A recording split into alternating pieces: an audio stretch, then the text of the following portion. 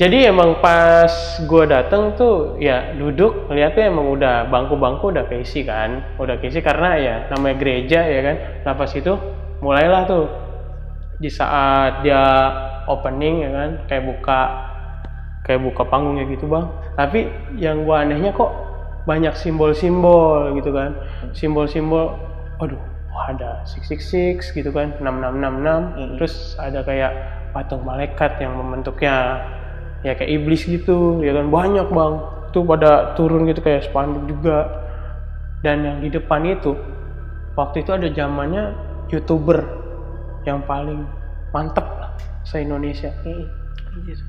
Waktu itu juga ada beberapa musisi, artis legend, pengusaha terkenal, top orang kaya di Indonesia. Tuhan kok begini gitu ke keluarga gue ya kan, selama ini gue kurang apa buat lu, gue gituin. Ibaratnya selama ini gue udah layanan full buat lu, udah waktu gue yang terbaik buat lu semuanya, gue melayani, udah nggak mikir apa-apa, nggak neko-neko apa-apa, nggak minta apa-apa, udah cukup pelayanan aja buat Tuhan, menyenangkan hati gue. Itu nggak bisa gue redam sendiri bang, gue luapkan semuanya di media sosial. Di situ gue memaki Tuhan.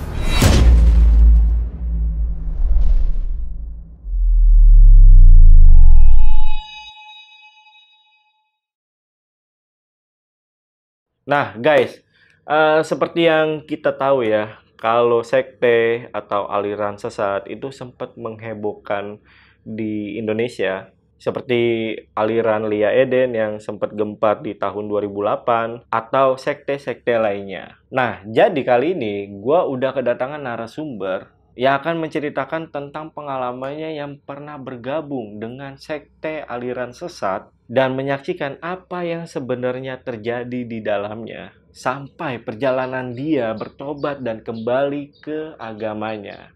Nah, gimana cerita lengkapnya? Mari kita bahas di Saksi Misteri by Lentera Malam.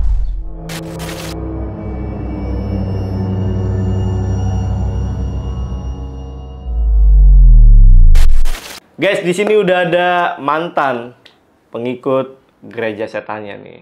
Kita sapa aja namanya Ki. Apa kabar Ki? Bang, Rizky. Sehat Baik ya? bang, puji Tuhan. Oke. Ki, ini kenapa lu bisa terpengaruh masuk jadi member gereja setan nih? Karena gue di situ dibilang terlena dan butuh uang sih bang.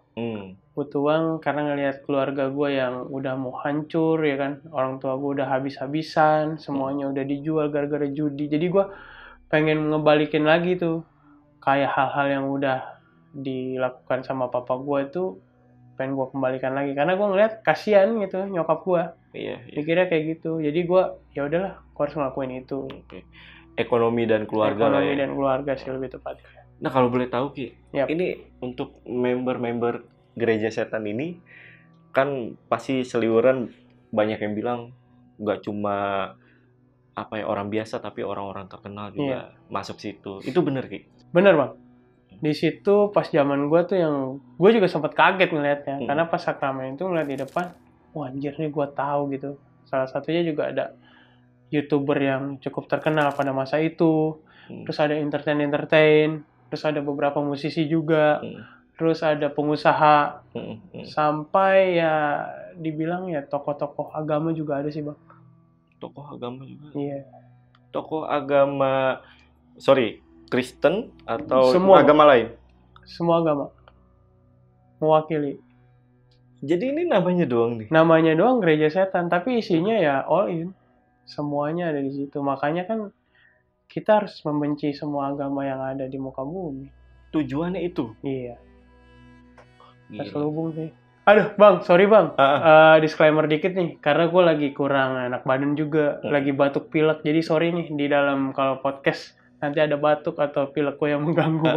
Nggak apa-apa Ki. Yeah. Asal jangan itu jangan Ki ya, jangan. Kayaknya enggak deh, itu enggak deh. Itu terlalu ekstrim. Iya, terlalu ekstrim ya. Paling buat telan aja. Yaudah nih guys, buat teman-teman yang penasaran sama cerita lengkap dari Rizky, tonton video sampai habis dan tanpa basa-basi lagi, Saksi Misteri kita mulai.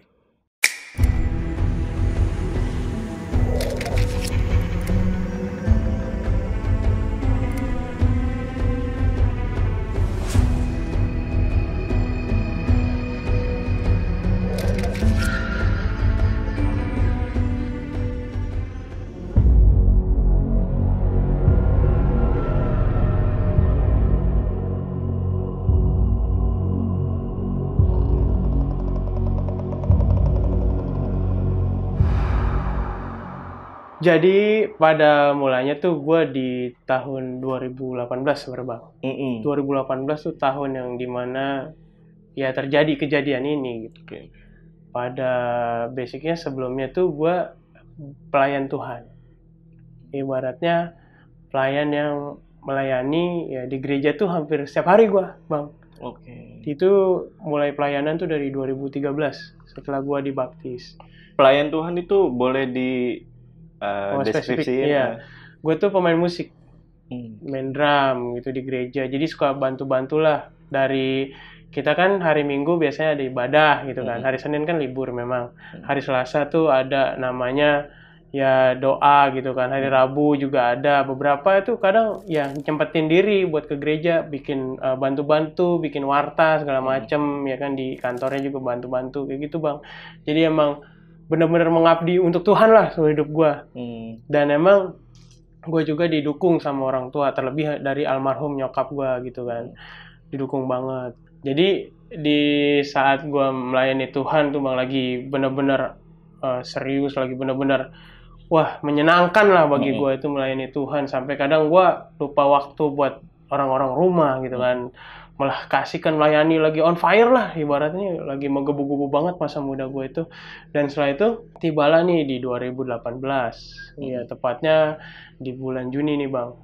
Itu benar-benar hancur keluarga gue, karena basic gue itu Bang, di saat gue melayani itu ada orang tua dari orang tua gue nih, bapak gue atau papa gue tuh masih suka banget sama yang namanya judi Bang. Nggak bisa lepas namanya judi, sabung ayam, bola, apapun dia judiin pokoknya. Selagi bisa dijudiin deh. Makanya itu terkenal banget bapak gue, kalau bapak gue datang wah pasti ngajakin judi gitu. Terkenal banget dia. Udah master. Iya udah master ya dibilangnya. Walaupun kalah juga digas terus sama dia.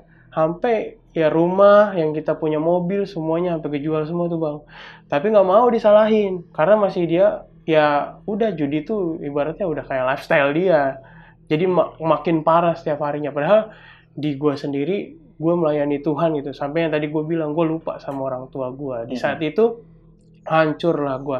Nggak kuat karena ada satu kejadian. Kita itu lagi di rumah nih Bang. Sekeluarga lagi di rumah. Nah bapak gue karena baru beli ayam yang cukup mahal nih, ayam buat judi gitu, buat sabung ayam. Nah sama dia dijemur, ditanya tuh ayamnya. Tuh ayam dijemur? Iya. Ini berapa itu ayam? Hampir berapa puluh, pokoknya 2 digit lah. Wah, gila. Harganya. Iya, 2 digit, mahal itu. Dan nggak tahu ya, tiba-tiba mati itu ayamnya Bang. Yang biasanya nggak mati, tiba-tiba mati. Ayam kesayangannya. Dan akhirnya ngamuk lah. Ya, ngamuk, karena dia terkenal juga premanisme. Semuanya ada di dia, pokoknya kejahatan-kejahatan itu Bang. Ngamuk sekeluarga itu, kita hampir mau Hah? Gara-gara itu, ayam kesayangannya dia itu mati. Itu bener-bener posisi gue udah bergulat sama dia, udah berantem gitu kan, tonjok-tonjokan, dan akhirnya dia ngeluarin samurai. Dia punya samurai, dikeluarin, sama dia diusir lah kita. Nah di saat diusir itu kan kita bingung mau kemana gitu kan. Tetangga juga nggak ada yang berani Bang misahin Bang. Kalau bapak gue udah kayak gitu, nggak ada yang berani. RT juga sama binama sama siapa juga nggak ada yang berani gitu di saat kayak gitu. Yang diusir siapa aja nih? Jadi yang diusir itu ada gue, abang gue, mama gue sama adik gue. Berempat ya? Kita berempat tuh diusir Bang sama dia. Dan pada diusir itu kita nggak tahu mau kemana gitu. Sementara kan kakak gue ya udah milih jalannya sendiri kan. Ya gue memutuskan untuk membawa mama gue sama adik gue untuk ke suatu tempat. Kita namanya punya sekretariat Bang. Kayak ke sekretariat kepemudaan itu. Tapi gedungnya udah lama nggak dipakai. Dan emang di situ buat cuma nongkrong-nongkrong doang. Setahu gue emang ada kasur, ada apa. Nah gue coba bawa mama gue sama adek gue ke situ, ya kan. Selama di situ 3 hari, ya 3 hari tuh bapak gue udah nggak marah gitu kan. Dia karena marahnya cuman ya udah sehari itu aja, nanti beberapa hari baru tuh dia udah reda lagi. Dan akhirnya dijemput nih mama gue sama adek gue. Cuman gue menolak untuk ikut karena jujur aja gue masih sakit hati gitu. Dalam arti ya lu masih kayak gitu, masih enak banget lu setiap marah lu begitu, dan pada akhirnya di dalam sendirian gue situ Bang, gue jujur aja situ sampai 7 hari lamanya. Jadi setelah mama gue 3 hari balik lagi ke rumah, gue masih di stay di situ sendiri. Dan di situ gue benar-benar kayak meluapkan semua amarah gue, emosi gue, termasuk ke Tuhan gue, ke gereja yang melayani gue. Gue anggap tuh semuanya mereka gagal lah gitu. Gue anggap ya. Ini anggapan pribadi gue. Merasa tidak adil ya? Merasa tidak adil gitu. Karena Tuhan kok begini gitu ke keluarga gue ya kan. Selama ini gue kurang apa buat lu, gue gituin. Ibaratnya kayak ya udah gue cuma bisa menggerutu sendiri aja. Selama ini gue udah layanan full buat lu, udah waktu gua yang terbaik buat lu semuanya, gua melayani, udah nggak mikir apa-apa, nggak neko-neko apa-apa, nggak minta apa-apa, udah cukup pelayanan aja buat Tuhan, menyenangkan hati gua, ya kan, untuk ya udah gua cukup fokus gua untuk hamba Tuhan aja. Tapi Tuhan ngasih keluarga gua yang begini kayak gitu, dan pada akhirnya itu nggak bisa gua redam sendiri bang, gua luapkan semuanya di media sosial. Ya kan, di media sosial gua semuanya gue ungkapkan di Facebook, ya kan, di Twitter gue, ya kan. Di situ gue memaki Tuhan dalam arti kata ya ada bahasa yang kurang enak. Dan pada akhirnya disitulah gue jadi target mereka gitu bang, pada mulanya. Dan gue nggak tahu nih temen sekolah gue yang dulunya tuh benar-benar dianggapnya ya Kristen, cuman Kristen KTP bang. Kristen ibaratnya mungkin lu pernah ketemu sama temen yang suka ngeceng-ngecengin agama, agama sendiri kadang kan kayak gitu. Nah iya, temen gue termasuk gitu. Terus tiba-tiba dia messenger gue dengan bahasa pertamanya itu shalom. Shalom tuh kalau di kita tuh ya cukup sakral juga kan, ibaratnya kalau orang Kristen tuh damai sejahtera kan artinya. Gue kaget lah, ini bocah kok bisa gitu kan, bisa ngucapin shalom gitu.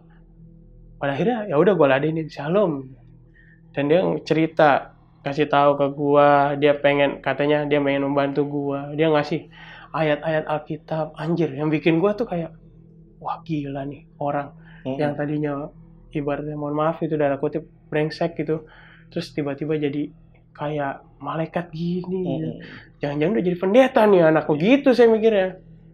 Pas habis itu ya udah dia kasih tahu, nasehatin saya dengan ayat Alkitab yang dikasih, dan sampai saya bikin saya mau ketemu nih siapa yang merubah dia kayak gini, gereja apa yang bisa merubah dia kayak gini.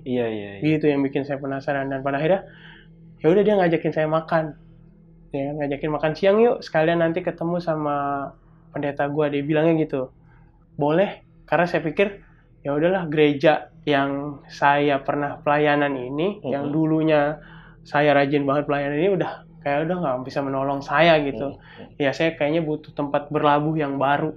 Udah meyakinin itu, udah siap nih, pengen ketemu sama dia, ya kan. Akhirnya pertama dia dulu datang nih, ya kan, datang, kita makan berdua dulu bang. Di mana ketemunya? Tempat makan bakso lah, di suatu tempat lah ya. Di daerahnya? Di daerah BSD lah. Datang nih pastor.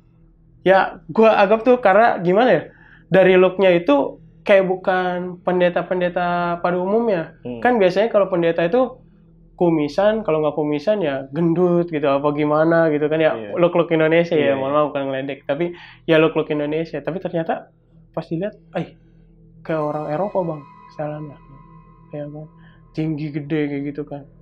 Perawakannya Eropa banget. Saya bingung, ya kan, mikir nanti kalau ketemu sama dia ngomongnya kayak gimana, padahal saya sendiri nggak jago bahasa Inggris gitu kan. Udah dak-dikduk aja nih, gue ngomong apa bisanya good morning, good afternoon gitu-gitu doang ya kan, paling yes no ya kan. Tahu-tahu dia fasih bang bahasa Indonesianya, ya kan, dia ngucapin shalom, apa kabar, salam kenal kayak gitu. Ini bisa bahasa Indonesia sih bang, bisa, fasih ternyata, udah jago banget bahasa Indonesianya, bahkan kayak nggak kelihatan orang Eropanya, ya kan, di saat dia berbicara. Nah dari situ saya dinasehatin sama dia, dikasih ayat tentang ayat Alkitab. Di situ nggak boleh kita sama orang tua kayak seperti itu. Saya harus memaafkan orang tua saya.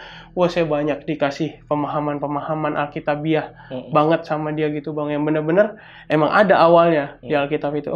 Yang bikin hati saya luluh, dan akhirnya ya udah saya memutuskan untuk pulang gitu kan. Tadinya saya keras gitu. Ya udahlah saya pulang, karena mama saya juga ayolah maksa untuk pulang.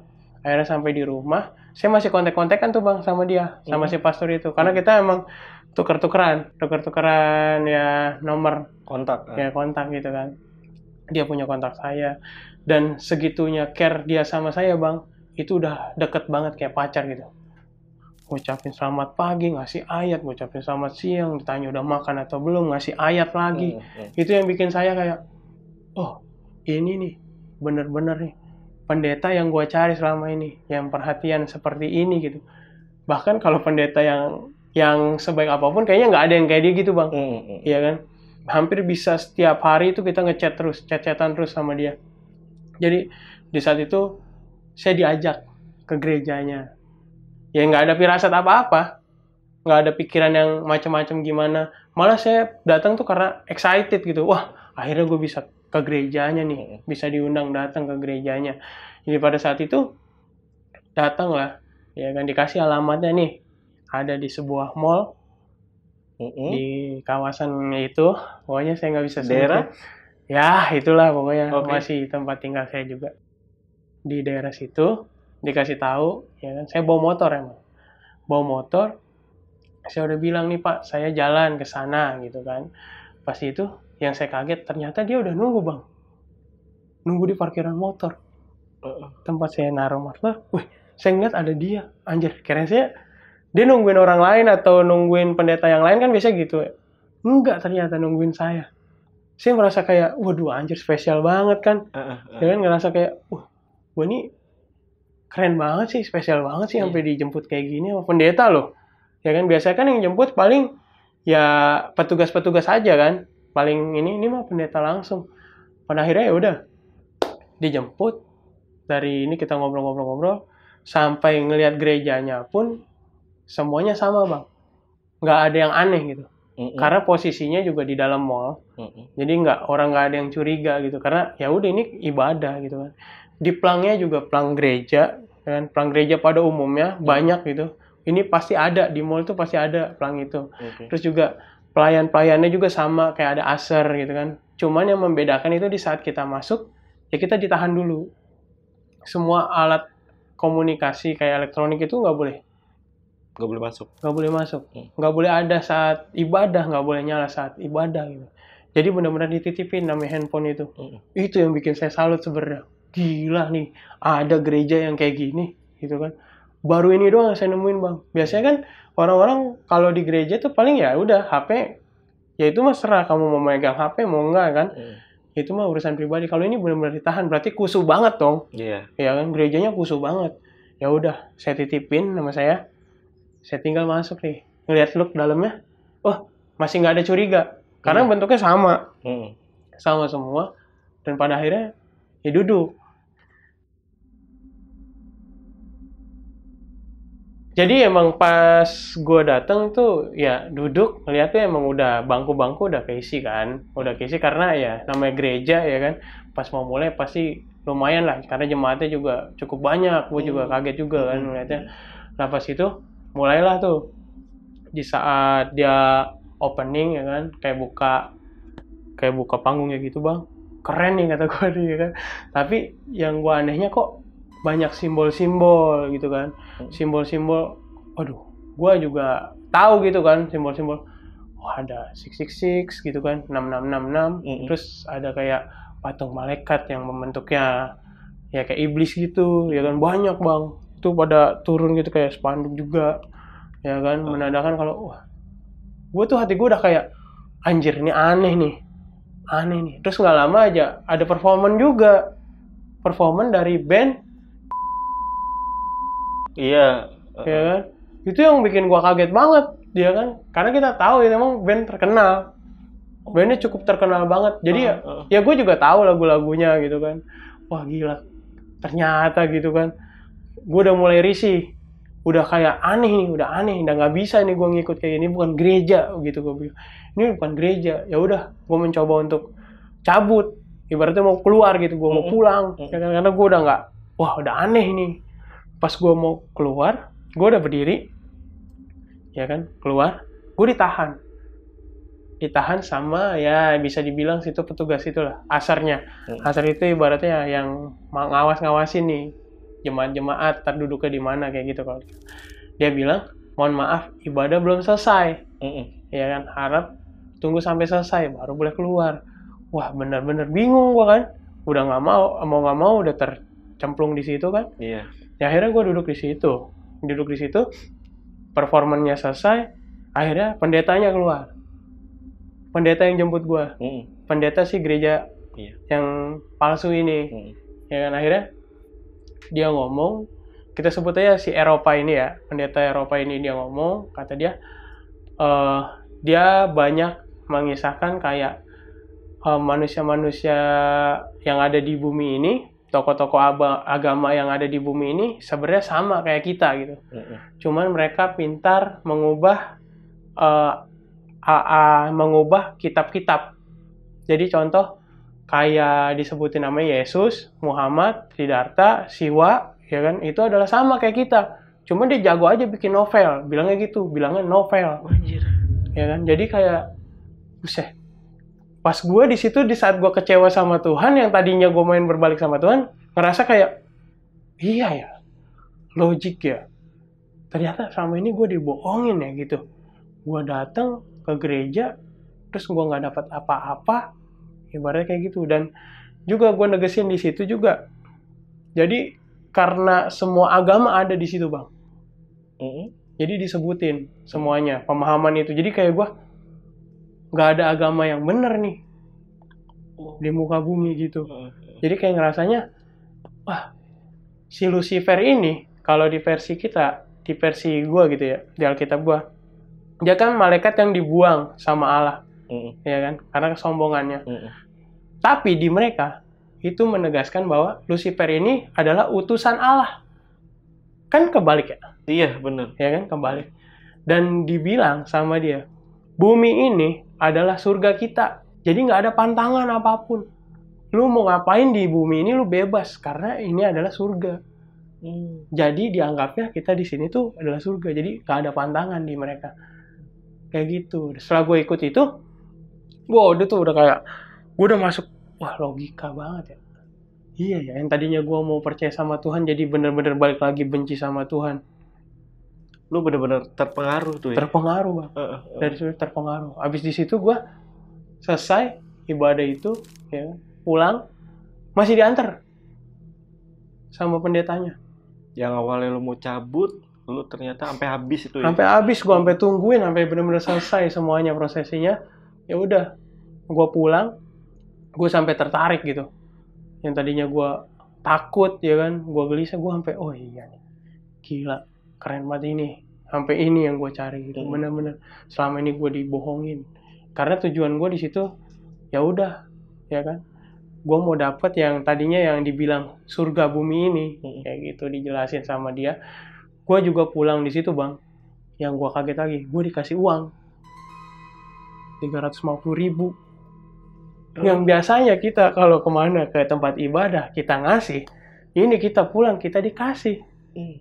Gue dikasih, gue megang. Jadi gue setiap datang ke situ pulang pasti gue dapet duit. Ya kan, setelah selesai dari ibadah masih kontak-kontakan tuh bang. Yang tadinya dia ngechat tentang Alkitabiah secara benar, ini jadi kebalik. Semua kitab-kitab ada namanya Satanic Bible 6666. Ya kan, itu dulu di gua itu bisa beli bang lu di Play Store, harganya sekitar 3.800.000 di Play Store ada? Ada waktu itu, tapi gua dapetnya gratis. Karena gua diunduh kan, diunduh langsung. Nah dari situ gua juga sering jadinya bang ketemu sama pendeta itu, ya kan, sering kontek-kontekan, ya. Terus nggak lama juga gua diundang nih di satu prosesi yang dimana yang disebut surga dunia. Wah, gue diundang, datang ke gerejanya, balik lagi nih gue ke sana. Pas dilihat itu ruangannya itu kayak sekat-sekatan loh. Ini beda tempat atau sama? Sama. Cuman satu ruangan gede gitu kan, dia kayak ada beberapa tempat khusus. Ya kan, dari satu ruangan itu ada sekat-sekatan. Dari ruang ibadah tuh kayak di belakangnya lah, ibaratnya gitu, di sampingnya kayak gitu. Biasanya ada buat sekolah minggu atau buat yang lain-lain, buat naruh barang. Nah di situ gue dikasih lihat nih bang, ada pintu bentuknya kayak pintu bisa ada kacanya gitu. Pernah lihat nggak sih? Iya. Iya. Nah kayak gitu. Kayak akuarium gitu. Iya, jadi ini ketutup nih, ya kan? Tapi pintunya itu ada kacanya. tengahnya. Oh iya. Jadi kita bisa ngelihat apa aktivitas di dalam. Oh, kayak pintu-pintu studio band ya? Ya, iya benar. Studio band kan bisa ngeliat nih di Iya. dalamnya ada apa aja.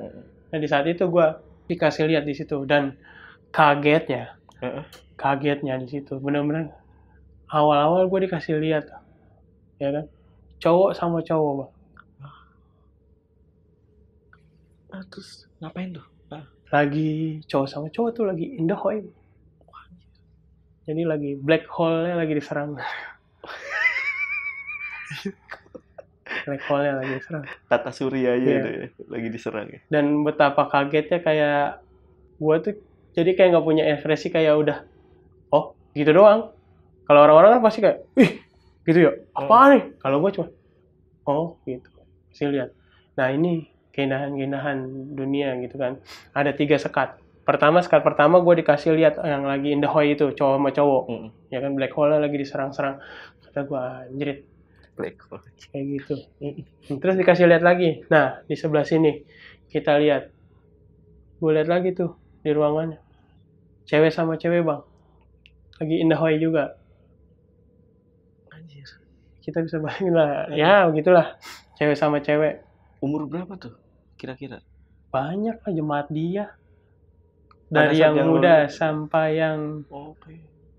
yang old juga ada. Tapi ya khusus lah. MILF ada yang MILF ya? Ada. Nggak tahu itu kategori-kategorinya. Pokoknya ada lah. Iya. Dan yang terakhir. Yang terakhir. Ya cowok sama cewek. Awalnya ya. Oh normal dong. Iya. Cowok sama cewek. Dan ternyata pas dijelaskan. Nah ini pasangan suami istri yang bisa berganti-ganti bang. Hah? Iya. Jadi lu bisa ganti-gantian di situ, lu mau nyobain yang mana gitu, ternyata lah yang ini yang normal tapi bisa nyobain gitu. Dikasih tahu. Nah, yang sakralnya itu yang di situ. Yang di nyobain itu, yang normalnya itu kan, cewek sama cowok. Tapi pasangan suami istri yang bisa berganti-ganti gitu. Ganti-ganti dia mau yang ke cewek ini atau yang cewek ini mau ke cowok itu ya kan. Nanti di situ ada yang namanya benih, Bang. Kan jadi tuh. Ada beberapa pasti dijadiin semua sama mereka. Nah, diunjukin nih. Inilah hasil. Gue dikasih lihat pertama ada kayak ya tempatnya itu kayak baskom lah ya. Kayak baskom. Pas dibuka, wah anjir. Udah berbentuk kaki, pala, tangan. Ya sekitar usia berapa ya? Kalau udah bentuk itu udah 4 bulan lah ya. 4 bulan. 4 bulan sampai 7 kayaknya deh. 4 bulan ya. Udah berupa kayak gitu. Kurang lebih. Itu di dekat situ tuh ya, ada tuh ya? Ada di situ. Ditaruh di baskom? Iya banyak. Nggak cuma satu. Jadi kayak banyak gitu di kumpulan itu. Kayak masih gumpal-gumpal tapi udah berbentuk. Iyalah sekitar 2 bulan kesana lah ya mungkin ya. Udah kayak gitu bang. Nah ini kirain mau diapain gitu kan. Nah ini buat apa gitu. Nanti ini buat sakramen. Buat sakramen gitu kan. Ya jadi bayi-bayi ini diambil. Dimasukkan ke satu tempat wadah kayak blender gitu. Dus. Goblok. Sampai benar-benar halus. Goblok. Sampai benar-benar halus kan itu jadinya darah semua kan. Jadi darah semua. Nah itu buat sakramennya. Di saat nanti prosesi. Di saat sakramen itu ada namanya satu cawan, nanti dimasukkan ke situ. Dan itu yang akan diminum sama mereka semua. Para ibaratnya ya yang udah bertugas di situ, yang udah menyatakan diri kalau dia itu benar-benar pengikut Lucifer. Dan di situ gue nggak kaget, kayak jalan jadi gue harus dapat ini. Karena di mereka gitu bang, kalau kita udah masuk di dalamnya, apa yang lu mau itu pasti dikabulin. Misalkan gue ditanya tuh di situ, cita-cita kamu apa?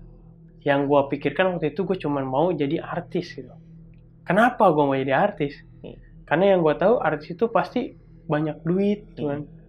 Itu doang udah. Gue pengen terkenal gitu, pengen jadi artis banyak duit, segala macam, biar bisa bantu orang tua gue, ya kan? Gue tahu orang tua gue kayak gitu.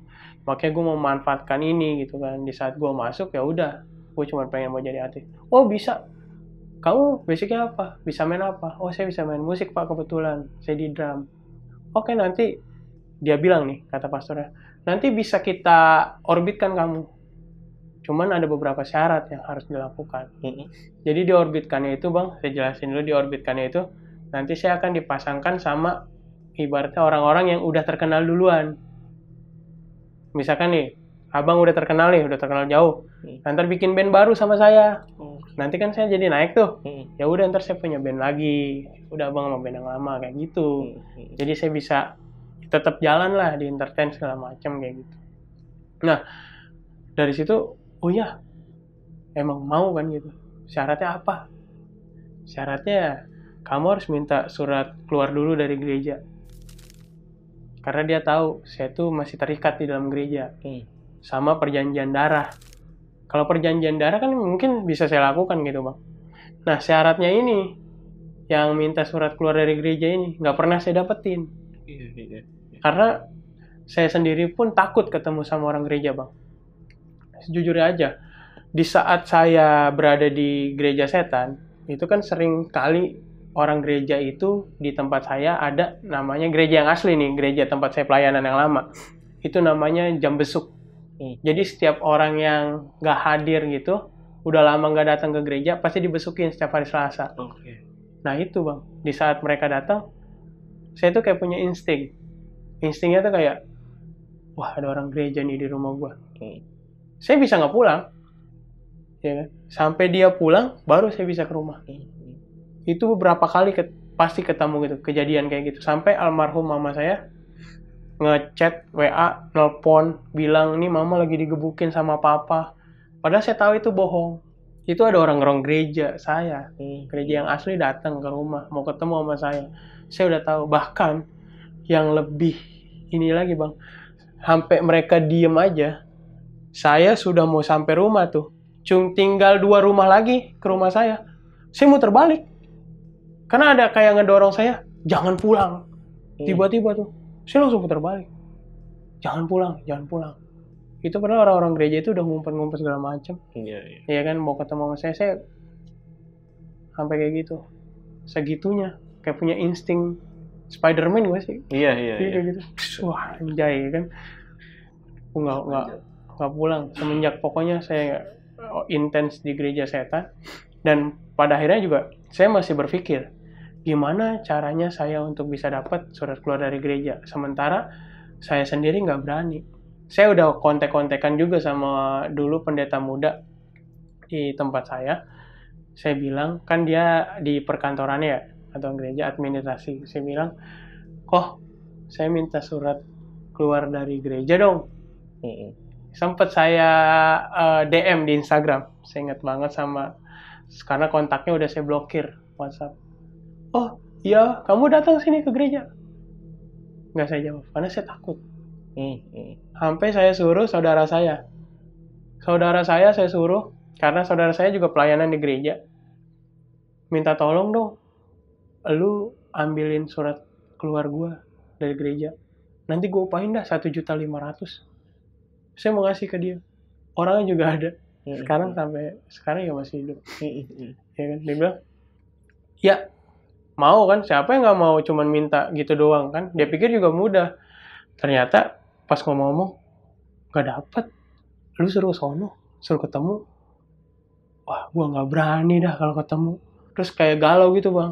Udah harinya, saatnya sakramen itu, saya datang ke gereja, juga ke gereja setan itu. Lemes gitu, gimana sih, kayak anjir, nggak dapet. Terus saya duduk emang rada di paling depan, posisinya udah cukup rame, dan saya cuma ngeliatin orang tuh, wah lagi nikmatin sakramen di gereja setan itu bang. Dan yang di depan itu, mereka-mereka yang berdiri ini, orangnya nggak asing semua. Saya tahu gitu, waktu itu ada zamannya YouTuber yang paling mantep lah se-Indonesia. Waktu itu juga ada beberapa musisi, artis legend, pengusaha terkenal, ya, top orang kaya di Indonesia.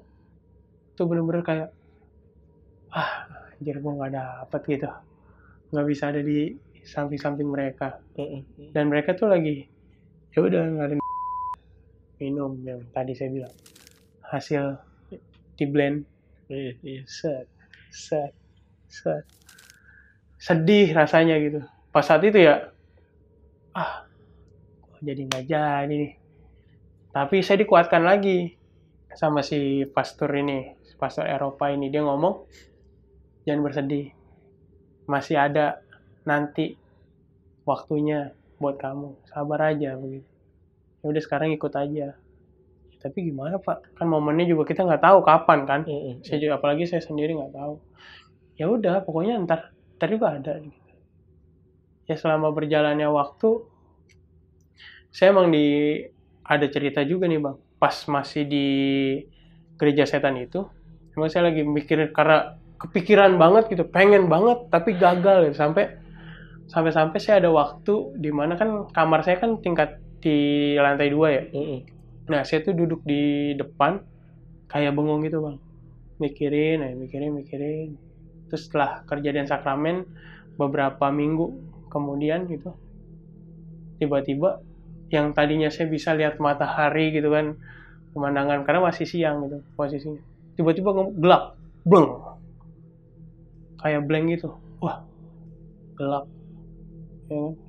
Pas gelap kira saya buta, saya mau gini kan lah ya, gelap. Terus nggak lama muncul satu sosok, bukan muka saya. Ya seginilah jaraknya. Nah itu kita kelihatan. Nah saya kaget kan, saya ngeliat dari atas sampai bawah. Cuman dia ada berkata yang perkataannya yang nggak bisa dimengerti orang, tapi saya ngerti. Dalam arti dia bilang ikutlah aku gitu. Ikutlah aku dengan bahasa-bahasa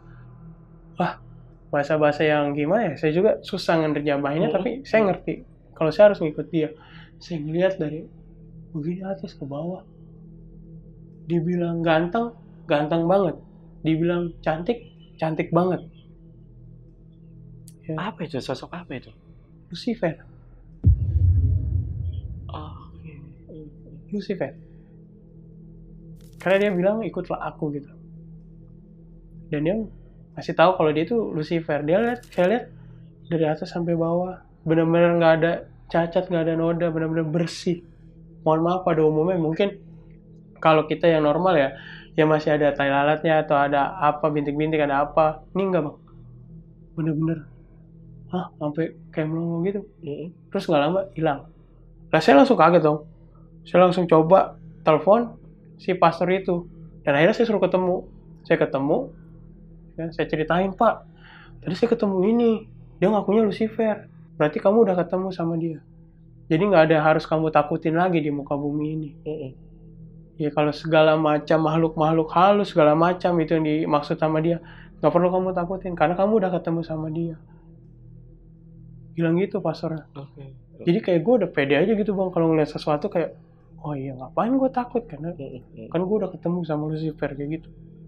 Karena ya udah sombongan itu dibilang sama pastornya, nggak perlu takut karena kamu udah ketemu sama si Lucifer. Dan akhirnya ya udah semenjak saya kayak gitu, perjalanan itu sering juga jadi ngelihat makhluk-makhluk gitu Bang. Ya makhluk-makhluk, beberapa makhluk-makhluk yang dibilang nggak kasat mata, tapi dalam artian ya saya nggak takut. Karena prinsipnya itu, kata si pendeta Eropa ini, dia bilang yang kita lihat itu derajatnya jauh di bawah telapak kaki kita, ada di dalam tanah. Sementara kita ini menapak bumi. Jadi nggak ada harus kita takutin. Mau dia bentuk apa di saat kamu udah ketemu Lucifer, ya udah jangan takut. Pasti mereka yang akan takut sama kamu. Gituin Bang. Dengan pedenya kan jadinya kayak gitu. Bola jadi tantang petenteng kita. Ya setelah itu tibalah, singkat cerita, ini pendeta di bulan akhir November dia beranjak Bang. Dia bilang mau ada pertemuan di daerah Asia Tenggara. Jadi seluruh pendeta-pendeta gereja setan itu akan berkumpul di sana, ya kan? mungkin di situ dia akan pembelajaran, ya pembelajaran lebih lagi, dan juga akan ketemu namanya King of the King-nya. Kalau di kita kan dipanggilnya King of Majesty-nya ya bisa Yesus, ya kan? Iya. Itu kan hal yang nggak mungkin karena Iya. mereka kan sudah tiada. Betul. Nah kalau di gereja setan ini ada bang, ada, dan disebutkan dia ini waktu di zaman ini yang memimpin itu Dia ketemu dia yang jadi King of Majesty-nya. Jadi di bawahnya si Lucifer itu ada Anjir. pada saat itu yang dibilang nih sama pendeta ini. Jadi dia memimpin nih bang. Nanti yang disembah itu dia, baru dia bisa koneksi ke si Lucifer. Jadi banyak pembelajaran yang akan dilakukan di sana. Bukan cuman kayak memimpin, tapi bisa juga mereka mengendalikan ya kayak cuaca segala macem, elit global lah, kayak gitu. Dan semenjak di situ kan di bulan Desember saya udah hilang kontak, karena saya juga nganterin pendetanya sampai ke bandara. Setelah dia terbang benar-benar nggak ada yang kontak-kontakan lagi bang. Kita benar-benar close, ya kan. Saya juga nggak tahu harus gimana, saya cuman pegangan doang, dikasih Satanic Bible aja udah baca-baca itu aja. Habis itu suka ya udah di situ mungkin saya menjalankan misi di jam perjalanan. Saya harus membuat semua orang itu murtad. Dalam arti saya kan udah punya pegangan nih, ya kan, udah punya pengetahuan. Saya harus membagikan ini kepada semua orang, termasuk ke teman-teman saya. Jadi di saat saya dapat tuh saya ngomong, emang lu yakin Tuhan itu ada? Emang lu yakin hidup di bumi ini kalau lu cuman kayak gini-gini aja nanti ada surga sama neraka? Kayak gitu pertanyaannya. Padahal kan kayak dia dibilang kalau kita hidup ini kita harus menikmati nih. Kalau versi mereka, jadi nggak ada larang-larangan, ya kan? Bebas aja buat dia gitu. Dan itu ya udah saya sebisa mungkin harus bikin. Jadi kita tuh memang diajarin di sana bang, punya pertanyaan-pertanyaan maut. Untuk para pendeta lah, ustadz lah, petinggi-petinggi agama lah, apapun itu kita punya. Di dalam Bible itu? Iya, di dalam Bible itu sama pengajaran itu. Jadi punya jurus-jurus itu bikin dia murtad tuh. Gila ya. Namanya aja gereja setan gitu. Tapi isinya mah semua agama.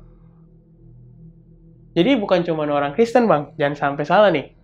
Kebanyakan kan bilangnya, wah gereja setan isinya cuma orang Kristen. No. Enggak, saya ngeliat sendiri. Bahkan ada, masih mohon maaf gitu ya, yang dengan busana-busana agamanya, ya kan. Agama tertentu ada, ya kan.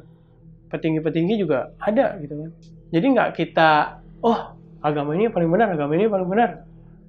Sebenarnya mereka tuh emang menjelma ke seluruh, ke semua. Kalau bisa emang membuat semua orang tuh ya udah nggak percaya sama Tuhannya masing-masing, sama agamanya masing-masing. Itu akan menjadi makanan mereka gitu bang, kesenangan buat mereka.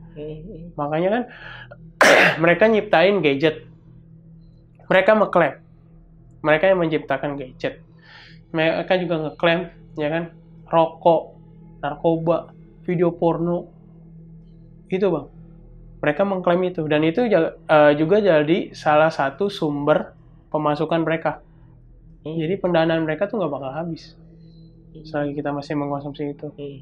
Kenapa dia bilang gadget? Kita beribadah atau kita lagi di tempat ibadah manapun itu bang, kadang kan gadget itu yang bisa ngilangin fokus kita. Iya. Ya kan? Benar. Yang tadinya kita mau khusyuk, yang tadi mau apa, di saat kita main gadget hilang semua. Itu contoh kecil. Bahkan mereka juga sempat bukan meramal ya, udah ditakdiskan nih, tahun ini akan terjadi apa, tahun ini akan terjadi apa, tahun ini akan terjadi apa. Bahkan saya tahu bang, ada kejadian yang bikin seluruh umat beragama itu akan menjauh pada tempat ibadahnya. Dan itu terjadi kan? Dan itu terjadi. Kalau kita ingat-ingat tahun yang lalu, ada kejadian apa? Di situ bang. Kejadian apa nih? Gue biar bisa ingat juga. Clue aja ya, clue. 19. 19. Banyak orang yang tinggal, banyak tempat-tempat ibadah yang ditutup untuk tidak terjadi penyebaran. Wow, anjir. COVID-19. Elit global. Bahkan nanti ke depan juga. Oh iya, lu di tahun 2018 ya itu ya? Iya. Itu lu udah ngeliat itu? Udah tahu, udah dikasih tahu. Dijelaskan juga akan ada terjadi apa. Bahkan nanti ada lampu merah. Akan ada bait Allah 2. Tahun sekian akan ada apa. Itu gue tahu. Karena di Bible itu ada. Tapi lu ngeliat, lu kan udah ngeliat nih apa yang akan terjadi. Ada gak di tahun berapa yang mungkin bisa dibilang lu takut juga gitu kalau ngadepin ini nih gitu? Ya, Bait Suci 2. Apa namanya? Bait Suci 2. Bait Suci 2. Itu kenapa lu takut? Di ibaratnya ya itu kan Bang. Kalau kita belajar balik lagi di Bait Suci 1 ke Bait Allah yang kita sebut di Alkitab. Itu kan ngeri banget Bang. Itu di tahun berapa?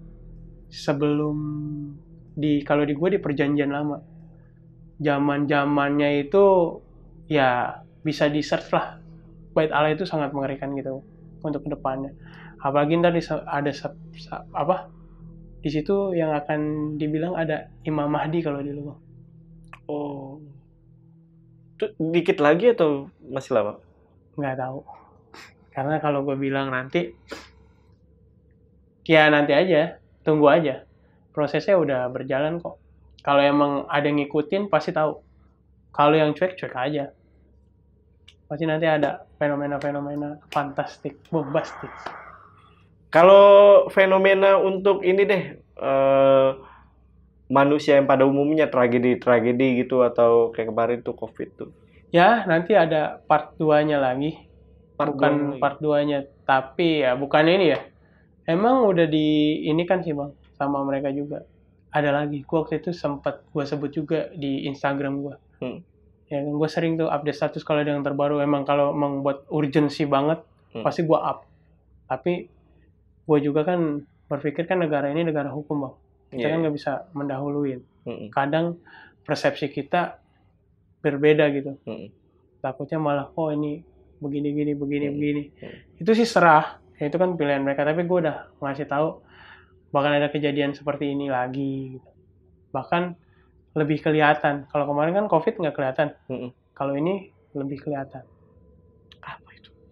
Ya, Mang Kif. MX. Gue sebutnya ya. MX. Oh, iya. MX. Jadi MX itu emang lebih kelihatan.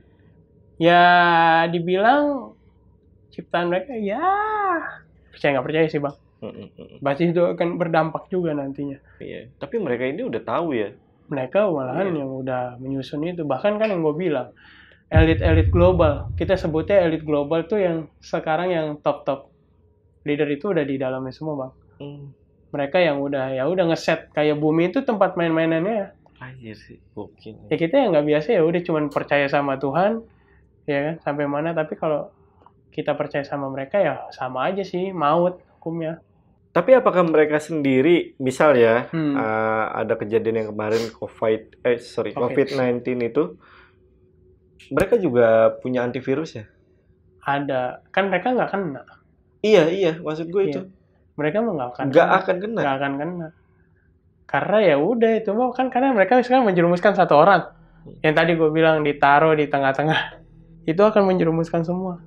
Itu seperti kayak yang pengikut gereja setan ini Bang. Misalkan ditaruh di tengah-tengah nih, di orang-orang beriman. Nah dia ini akan jadi virus. Nyebar tuh, bikin orang-orang murtad, orang-orang menjauh daripada Tuhan. Dengan apa? Kalau misalkan orang biasa kan nggak mungkin.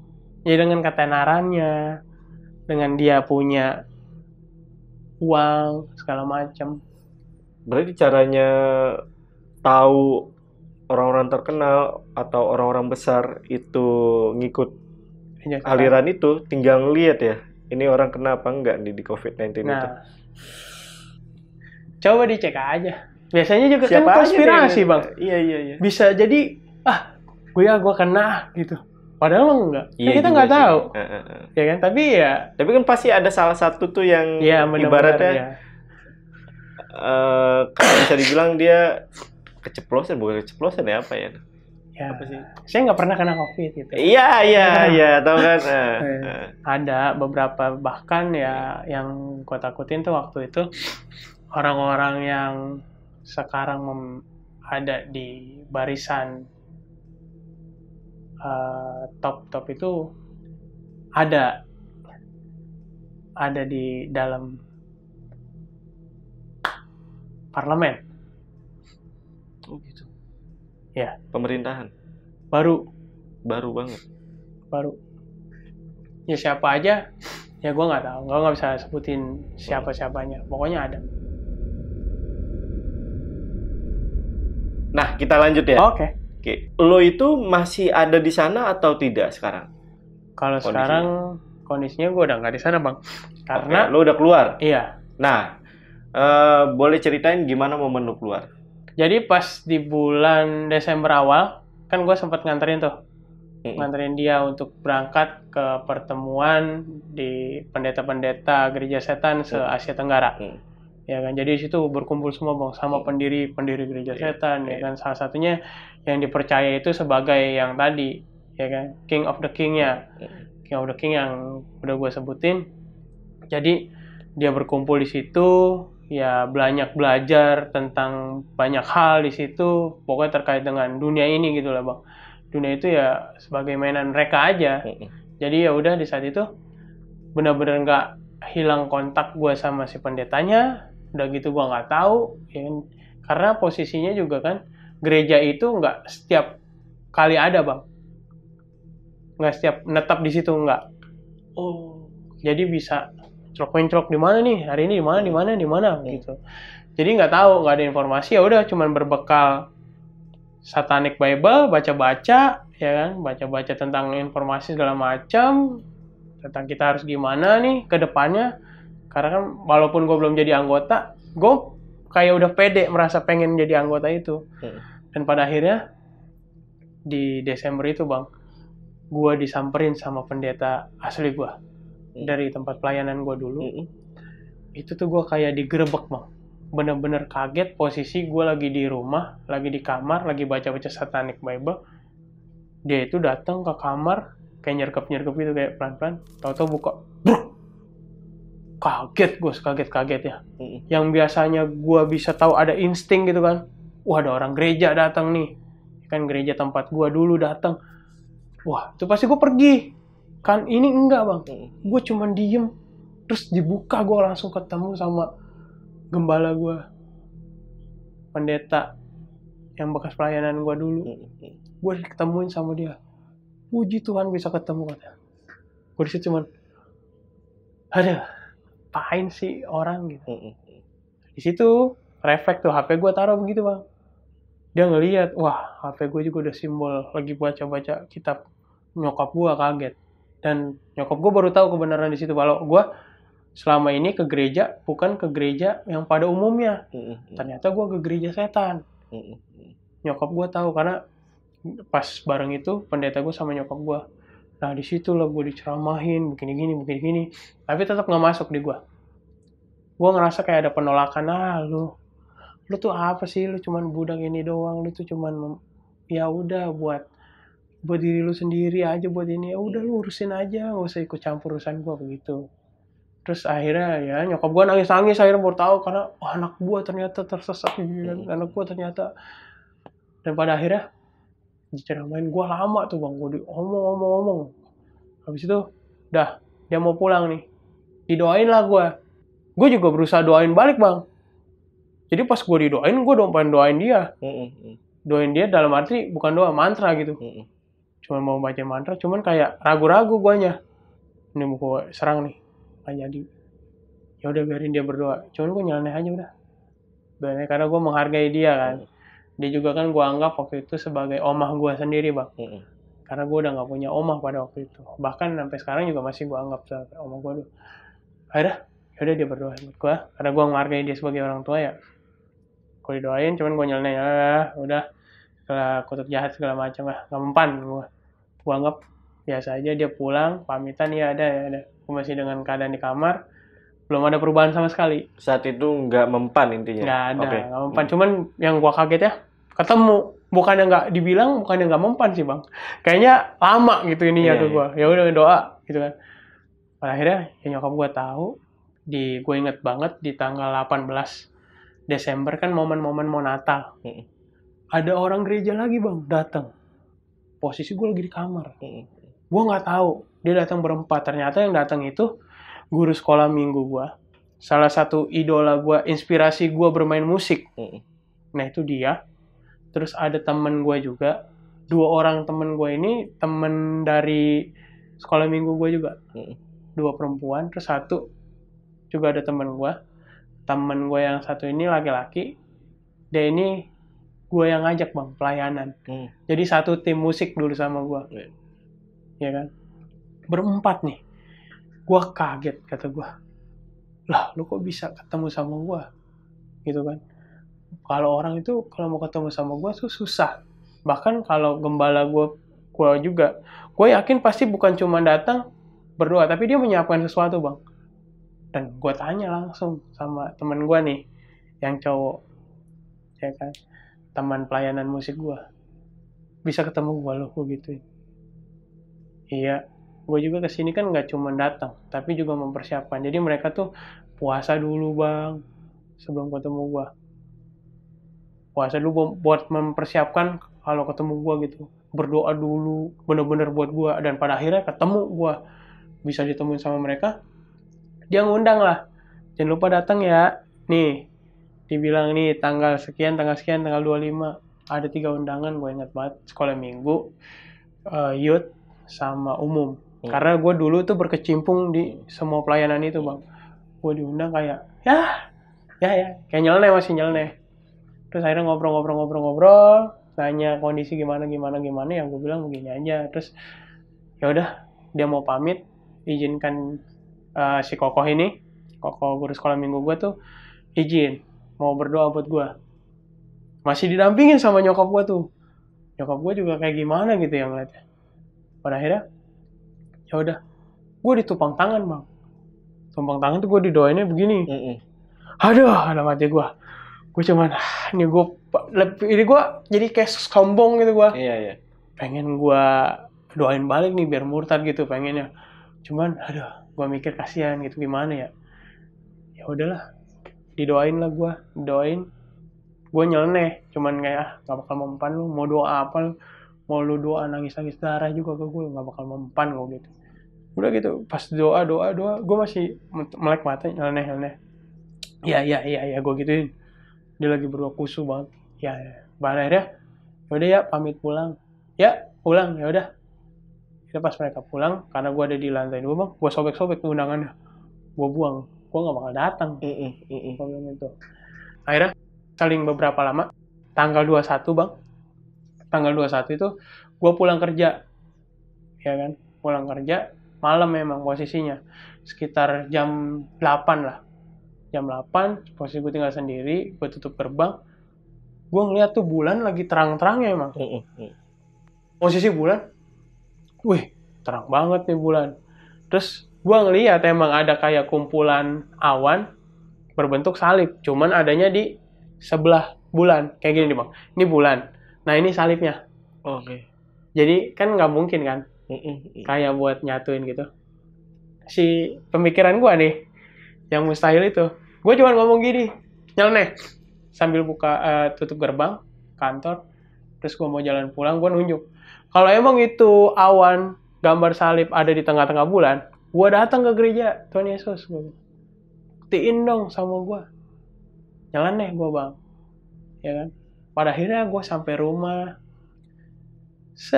lagi buka pintu nih, mau masukin motor, gue iseng dong, gue lihat ke atas. Pas gue lihat ke atas, langsung nunduk gue gini bang. Itu mah bohong. Gue lihat lagi. Ternyata salib itu udah ada di tengah-tengah bulan gitu. Nutupin gitu. Gumpalan yang awan bentuk salib itu. Masih kurang masuk buat gue. Kayak penyangkalan tuh gue. itu satu, ya kan? Yang tadi gue ngomong, gue udah nunjuk sama Tuhan, dikasih unjuk, gue sangkal, gue bilang itu enggak, itu bohong, itu cuma tiup angin. Pada akhirnya gue masuk, gue nonton TV di kamar gue, lihat berita.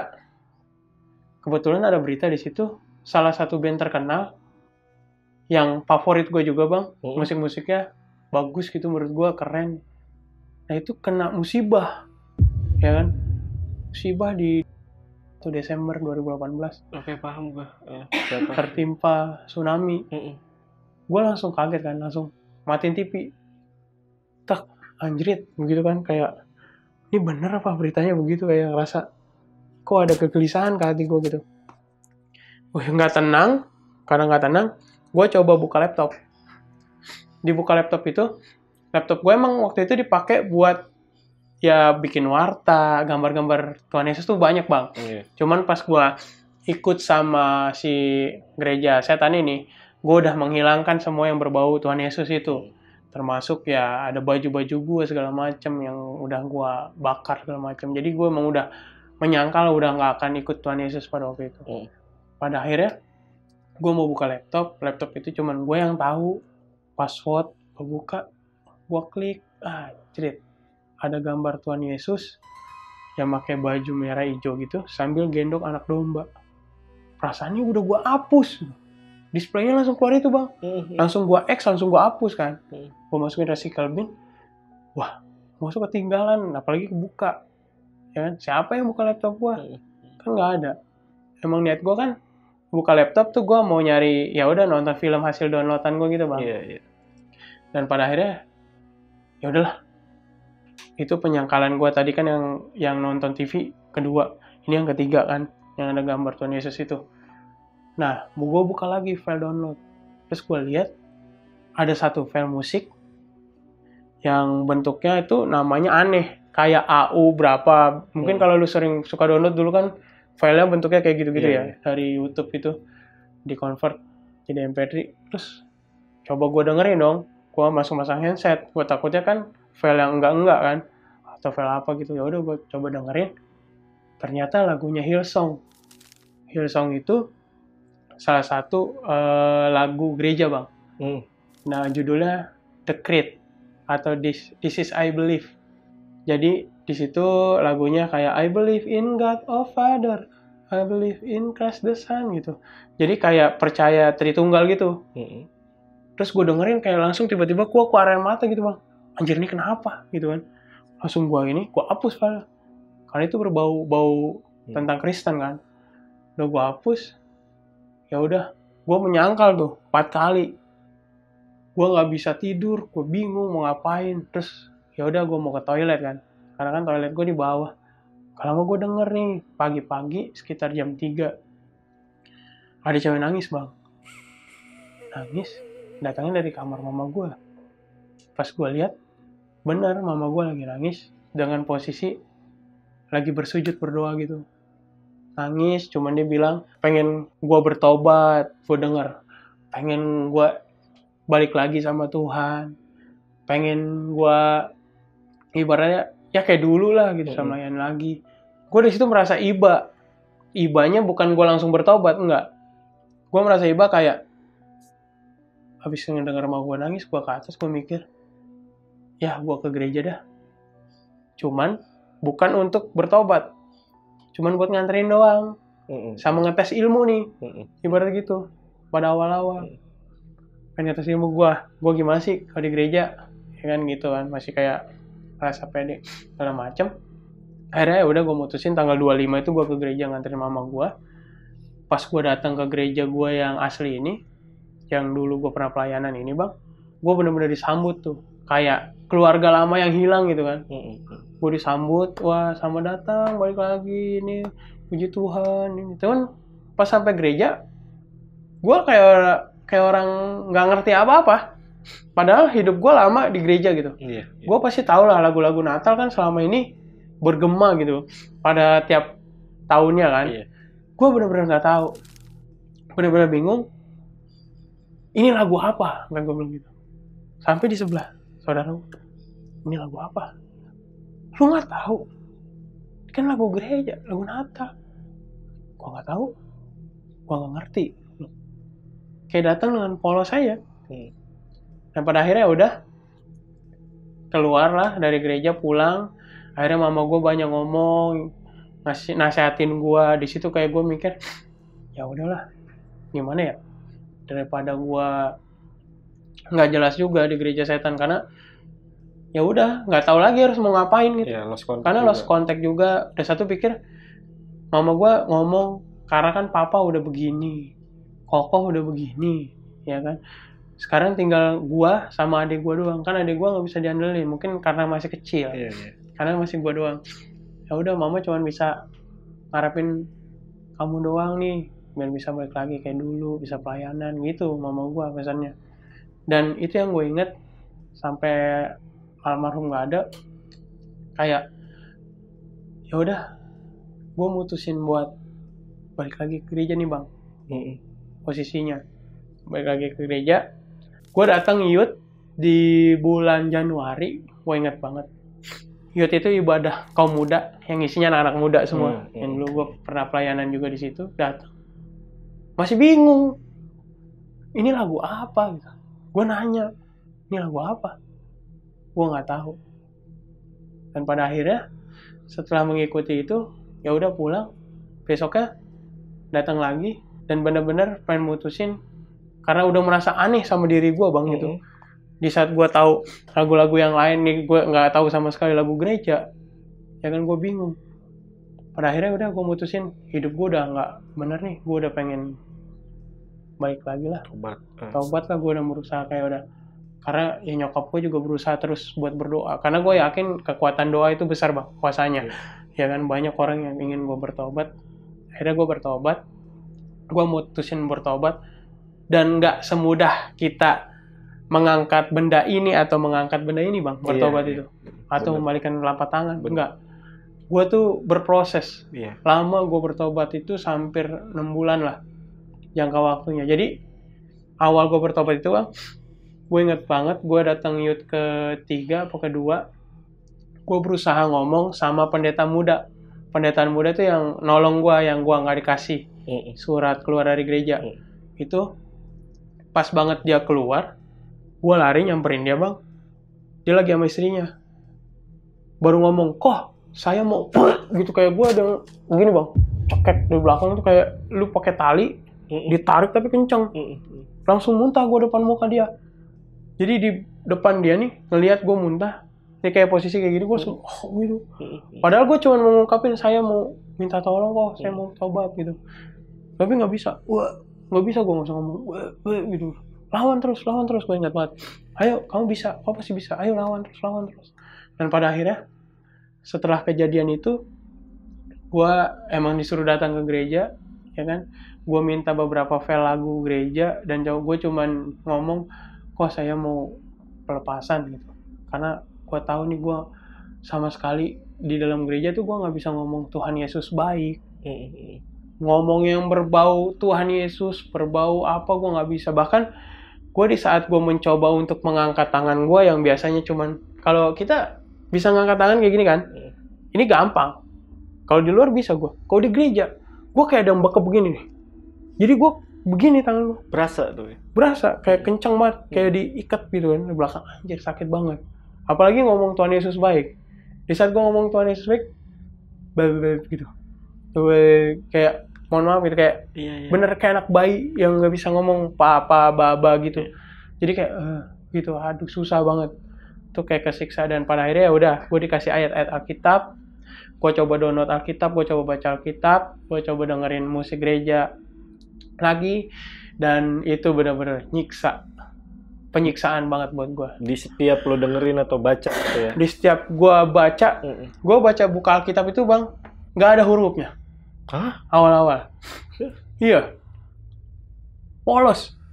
Apa gue yang buta, apa gue yang gimana? Gue nanya sama adek gue ada. Gue nanya sama abang gue ada. Gue nanya sama gue ada. Kok gue nggak ada? Begitu kan? Ya udah, coba dengerin lagu gereja awal-awal. Lagu gereja. Tiba-tiba ada yang ngalir di sini gue. Darah di sini keluar. Wah, anjir, gue.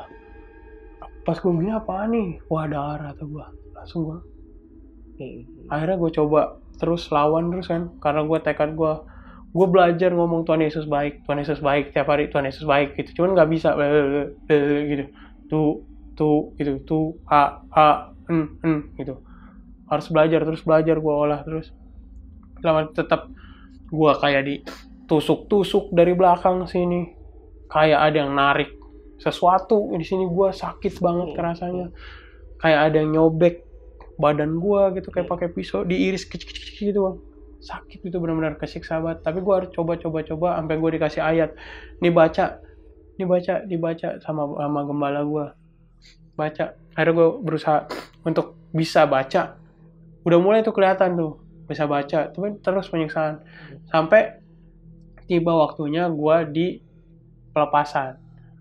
Jadi pelepasan itu kayak ada gembala gue, pendeta muda di situ, terus sama para petinggi gereja gitu bang.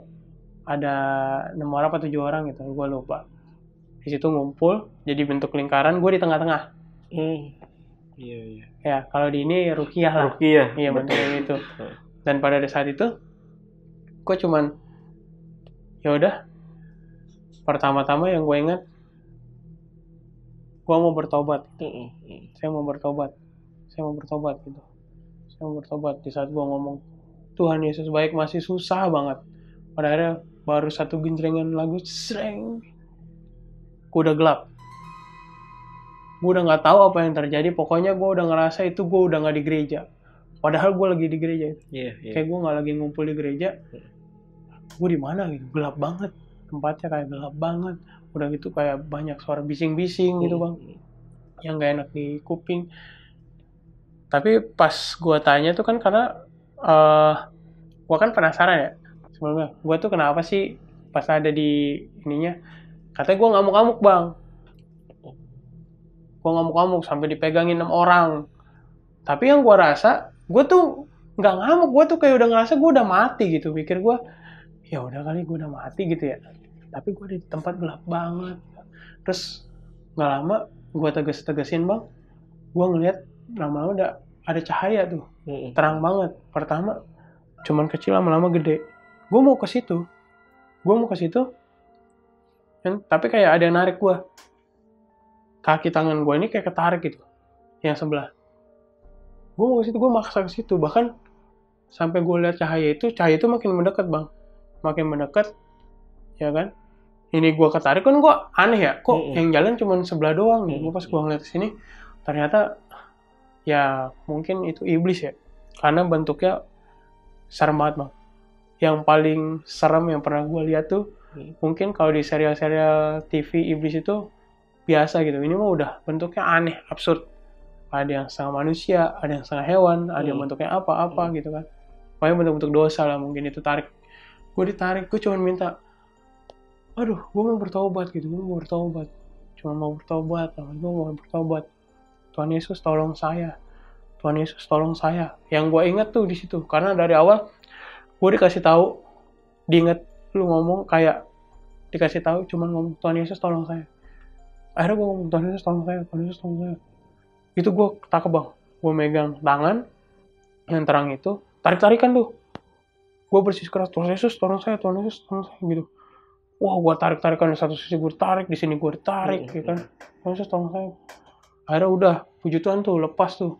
Gue masuk kan, kayak ke cahaya itu gue ikutin kan, gue ketarik ke cahaya itu. Ternyata pas gue lihat, itu kayak ada taman bagus banget bang. Tamannya bagus, bentuk bangkunya U. Pernah tahu gak sih, kayak taman yang bangkunya U gitu. Itu di belakangnya tuh taman. Wah, gue pikir, wah puji Tuhan, gue udah meninggal, masuk surga kali gue gitu ya. Pikir gue situ, dan gue lihat tuh di bangku itu udah terisi. Dan gue lihat, dan di situ ada keluarga gue semua. Ada oma opa gue, ya kan.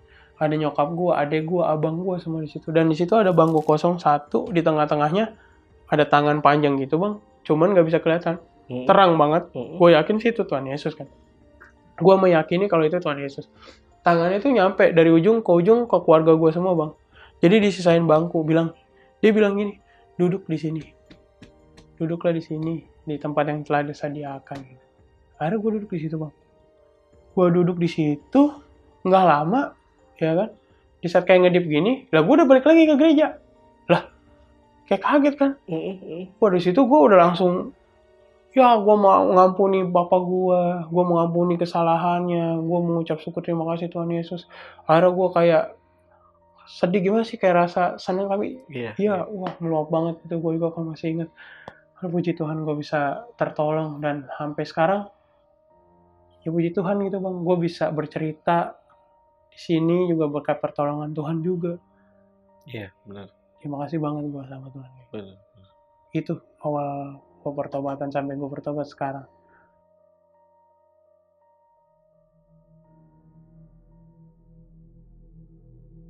Tapi setelah momen itu, lu kembali normal atau enggak? Atau masih ada sedikit kesusahan ketika baca kitab, dengerin itu? Gimana? Puji Tuhan sudah normal semua. Langsung tiba-tiba. Karena kan emang 6 bulan itu prosesnya ada proses. Iya. Sampai yang gue takutin tuh kalau gue nggak ngelakuin pelepasan gue bisa balik lagi. Itu ada proses di situ dan pada akhirnya benar-benar yang gue senang itu gue bisa ngomong Tuhan Yesus baik. Gue langsung nunjukin ke om itu gue bisa ngomong Tuhan Yesus baik. Gitu. Gue tuh kesiksa bang. Benar-benar aneh yang tiba-tiba yang tadi darah keluar deh. Gokil. Untuk kabar temen lo yang ngajakin lo pertama kali ini gimana nih kabarnya? Nah itu bang, kalau dibilang brengsek ya, dia hilang. Dia emang sistemnya kan berpindah-pindah. Jadi dia itu emang dibilang salesnya. Agensinya tuh ya? Agensinya. Malahan setahu gue dia dapat duit juga, ada 3.500.000 atau 5 juta gitu. Per orang? Per orang. Ke gue cuma 350, ke dia 3 juta kan. Iya. Wah, korupsi ya. Banyak dia. Makanya. Udah setan korupsi lagi. Ki, lu itu berapa lama sih ketika lu di chat sama temen lu, terus bergabung sama perkumpulan gereja setan ini? Waktunya? Waktu bergabung itu yang gue ingat itu, kan gue kan seminggu nih. Seminggu di pas gua di gedung itu ya, tempat gua pelarian itu sama nyokap gua, karena nyokap gua balik 3 hari. Dari situ gua ketemunya lagi kan hari Kamis tuh baru gua ketemu tuh bang. Hari Kamis, selang Kamis ke Minggu, berapa lama berarti? 4 harian atau 3 harian lah ya. 3 harian. Di situ gua kan udah pulang ke rumah. Dari situ pulang ke rumah, pas dari gereja itu akhirnya udah kehidupan normal, cuman orang tua gue nggak tahu. Yang taunya gue cuman pindah gereja, itu doang. Gereja yang lebih baik, karena gue pikir gue udah ngomong juga gue mau nyari gereja yang lebih baik lah. Padahal mah gereja setan, gereja palsu ya. Iya. Berarti kurang lebih semingguan ya? Iya. Dari chat yang itu ya. Oke. Nah Niki, gue mau ngebahas soal yang katanya termasuk ritual yang sakral ya di gereja tersebut ya. Ritual di mana pasangan suami istri itu boleh bebas lah ya. Tukar pasangan lah. Tukar pasangan, betul. Nah, ini kan tadi ada ini. Iya. Dan kenapa dikatakan sakral? Mungkin karena menghasilkan benih atau ini ya. Nah itu prosesnya gimana sih, Ki? Ya prosesnya itu kan nggak mungkin kan dia main, ya kan terus langsung jadi. Nggak mungkin kan? Jadi kan ada prosesnya tuh sebelumnya, nanti kan kalau mereka emang udah jadi bang, udah jadi ya udah ketahuan ya, nanti ada pilihan masing-masing itu udah ada nih daftar sini gitu kan. Ya udah ntar melakukannya itu. Jadi sebelumnya itu memang sudah ada. Jadi bukan cuma mereka gitu, tapi yang lain-lain gitu.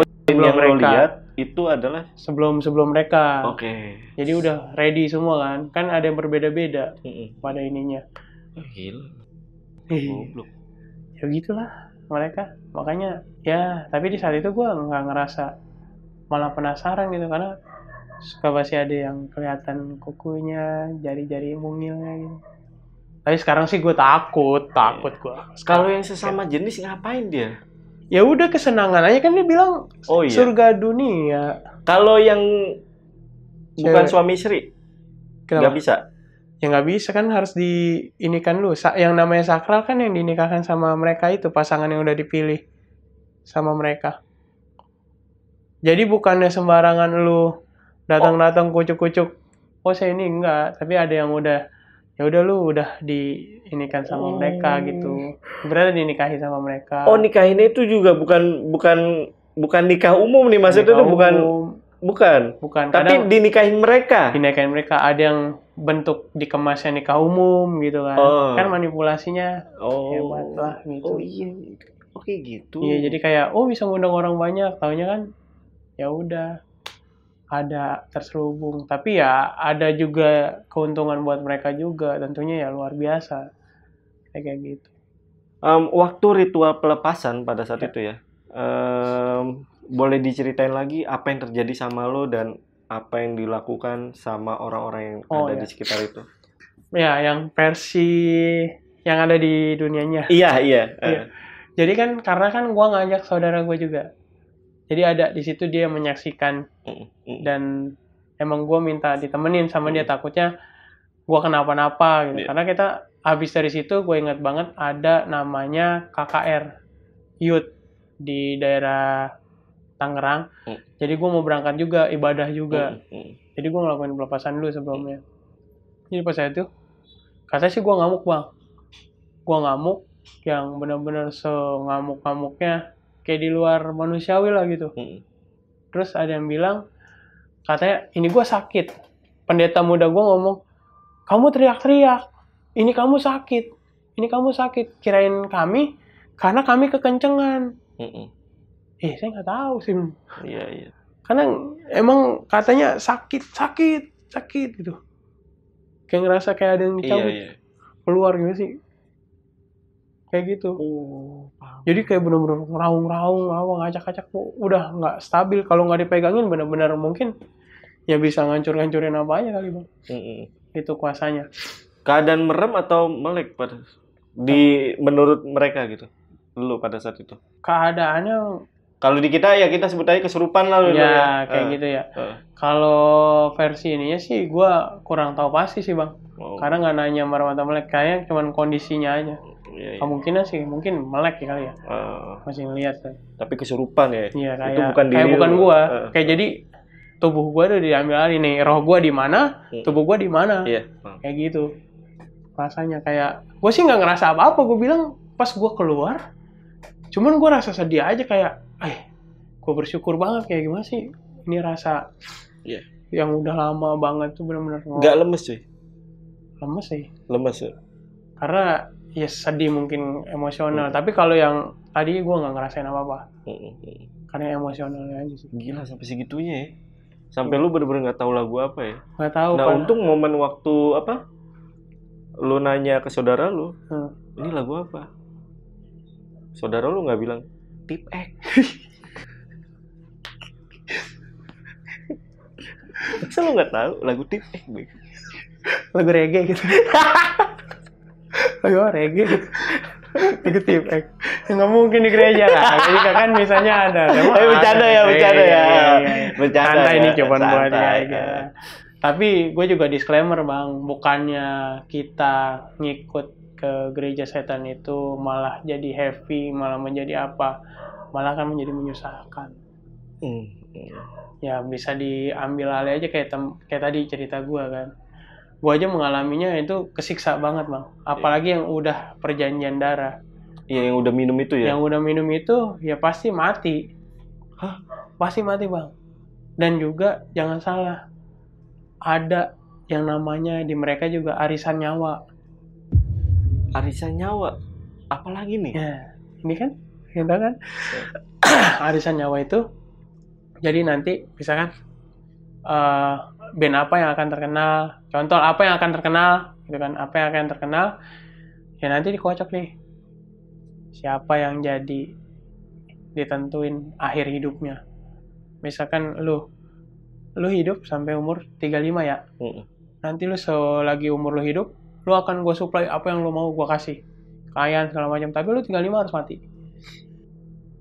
Atau ya entah lu nanti lu tinggal pilih. Lu bisa gitu. Lu mau cara ya minum-minuman, obat-obatan, segala macem, ya gitu. Udah ditentuin sama mereka.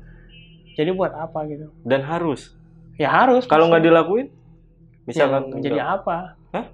Ya mau jadi apa, nggak bakal jadi apa-apa gitu. Dan sasaran target mereka juga bukannya kita datang ke mereka ya. Banyak kan nih followers yang nge-DM gua pengen nanya, "Bang, linknya apa bang? Bang, tolong dong bang, gua mau masuk bang. Bang. Kata gua bersaksi ini untuk bikin lu pada tobat, bukannya gua malah jadi agensi. Jujur aja gua udah nggak ada kontak sama sekali. Buat mereka juga gua udah nggak peduli mau mereka mau melakukan apa. Dan lu yang minta-minta buat masuk juga nggak bakalan diterima. Karena sasaran mereka tuh yang kayak gua nih bang, misalkan rajin ke gereja, pelayan Tuhan. Karena kan gue dulu kalau melayani Tuhan, gue selalu upload bang. Gue lagi pelayanin Tuhan nih. Setiap gue pelayanin, gue apa sih upload di media sosial. Nah itu makanannya. Kadang juga anak-anak dari para petinggi agama yang mereka suka, gitu influencer. Ya. Kalau lu yang nggak punya basic apa-apa, tiba-tiba gue mau join dong, sulit menurut gue. Pasti yang nge-DM lu itu mau join, mau nikmatin black hole cuy. Pikiran Kayak jadi ya. Wah, gue nggak mau nanggepin lagi. Enggak bang, kadang dari mereka gitu. Anjir. Ritual itu nikmatin black hole. Kadang mereka tuh gini bang, pengen kaya yang instan, pengen apa yang instan, kayak gitu, yang nggak bagus sebenarnya. Iya. Dan juga kan dia juga yang instan juga nggak selamanya baik. Ya kita normal-normal aja lah ya. Iya, normal-normal aja, happy, senang. Iya, happy, senang. Kalau mau kaya ya pasti susah dulu lah. Maksudnya tuh pasti setiap ada masalah pengorbanan. juga pasti ada jalan keluar. Betul. Kayak gitu. Mau kaya nggak segampang itulah gitu. Iya, nggak ada yang instan. Kadang kalau lagi apes ya dia dikasih kaya, cuman waktunya 6 bulan. Ya lu gua kasih kaya nih 6 bulan. Ya, terus 6 bulan lagi lu mati ya. Ya mau ngomong apa? Nggak bisa nikmatin apa-apa kita. Punya harta, punya apa, cuma 6 bulan tau-taunya mati. Kita mau menghindar, semenghindar-menghindar kita dari mereka. Dunia ini milik mereka. Iya. Mau sampai dimanapun lo pasti akan ketemu. Nah ini nih Ki, kenapa lo itu lost contact gitu? Sedangkan kan tadi lo juga sempat bahas kalau gereja itu bahkan pengikutnya itu selalu berpindah-pindah gitu. Kenapa? Kayaknya mereka juga tahu gitu kalau gue emang udah balik lagi. Dan gue juga nggak penting kali bang buat mereka, karena gue juga kan belum masuk di dalam keanggotaan mereka. Ibaratnya gue belum masuk yang tadi melakukan sakramen segala macam. Ya pas dilihat gue bisa ada lagi, itu kan jalan pilihan. Sebenarnya pilihan gue. Selagi gue belum tercemplung di dalamnya itu. Mungkin kalau gue udah tercemplung pasti gue ditanyain terus. Bahkan keberadaan gue juga pasti sangat berbahaya juga untuk saat ini. Iya. Makanya lu berani ngungkap karena memang udah keluar ya. Iya. Dan pinternya mereka pintar bermanipulasi sih. Dimanapun mereka berada pasti nggak bakal kecium. Mau orang minyak bilangnya, bang laporin aja bang ini, alah yang ada malah gua nanti. Iya. Gue cuma mau hidup tenang, dan gue juga pengen ya nggak ada gua lagi di sana, anak-anak muda yang tersesat juga, yang mungkin tergiur dengan harta segala macam gitu bang, kesementaraan di dunia ini, dibilang ya dunia ini adalah surganya mereka. Kayak gitu. Atau mungkin juga kalau menurut gue ya, menurut pribadi gue, lo itu nggak dikontak lagi, itu karena mungkin mereka juga udah tahu nih takdir lo itu nggak bisa gitu. Iya. Karena kan lo harus ngambil surat keluar aja, harus bertemu sama pendeta lah ya. Sulit gitu, udah tahu sulit mereka. Mungkin iya sih, salah satunya itu. Karena target mereka kan bukan cuma gue, tapi masih banyak juga anak-anak muda. Ya? Karena memang dia nyarinya anak-anak muda tapi yang berpotensi. Iya. Tapi ya itu ya, sekali lagi Mas Rizky ini cerita itu sebenarnya buat pelajaran kita. Untuk tidak terjerumus, untuk gak gampang terpengaruh gitu ya. pengaruh di dalamnya.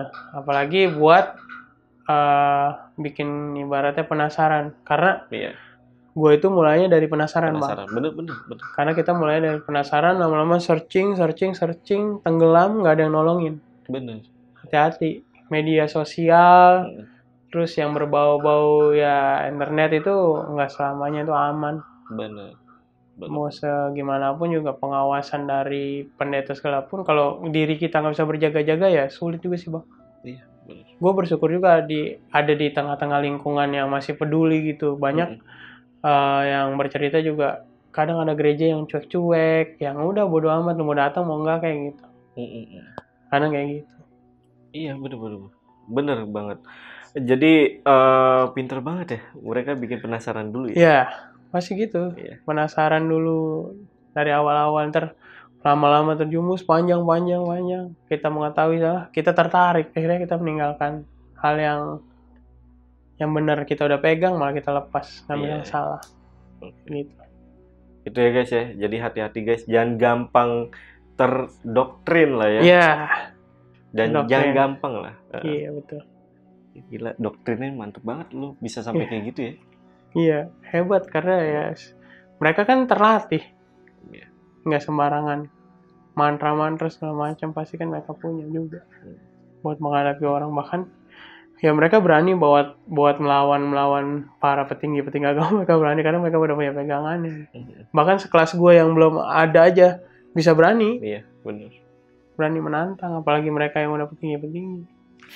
Nah itu dia ya, tadi cerita dari Rizky, dan juga Rizky tadi juga udah menyampaikan pesan buat teman-teman yang ada di sini ya, untuk tidak mudah terpengaruh segala macam. Jadi Ki, thank you ya udah datang ke Lentera Malam. Thank you juga Bang, udah diundang di Lentera Malam. Siap. Untuk video kali ini gue rasa cukup. Gue Jamal dari Lentera Malam dan Rizky izin pamit. Bye. God bless you.